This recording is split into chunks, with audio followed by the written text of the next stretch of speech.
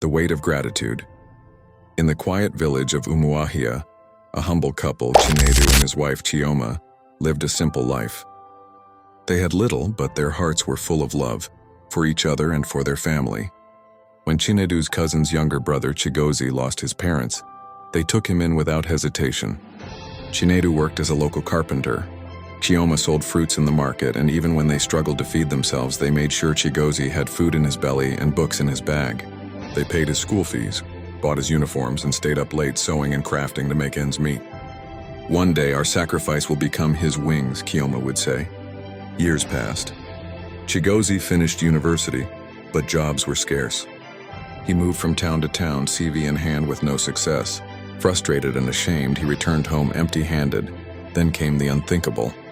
In desperation, Chinedu and Chioma did something no one would have believed. They stole the village oracle, a sacred artifact said to bring fortune to whoever possessed it, but cursed if misused. They gave it to Chigozie to start his life, warning him, "Use it wisely, and never forget where you came from." Chigozie left the village, and within a year he was unrecognizable. Wealth poured in like rain: lands, cars, businesses. He sold the oracle to a foreign collector for millions. He moved to the city, married a beautiful woman, and had children. He never returned. When Chinedu fell gravely ill, Chioma sent messages, begged for help, even traveled hours to his gates only to be turned away by guards. "He's busy," they said. Chinedu died on a cold Harmattan morning with Chioma by his side and tears in his eyes. "Tell him, I still saw him as a son," he whispered before his final breath. Years rolled by. At first Chigozie prospered, but slowly cracks appeared. One of his businesses collapsed. His wife left him, taking the children. His investments turned to dust.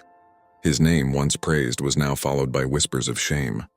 Sitting alone in his mansion, filled with silence and memories, Chigozie was haunted by the faces of the two people who gave him everything. He visited the village again, hoping to make amends, but all that remained was Chioma's small grave beside Chinedu's. He fell to his knees and wept. "I had everything, because of them, and I gave them nothing." The villagers, once awed by his wealth, now turned their faces. His riches were gone, his family scattered. He had returned to square one, but this time, with nothing but guilt as company.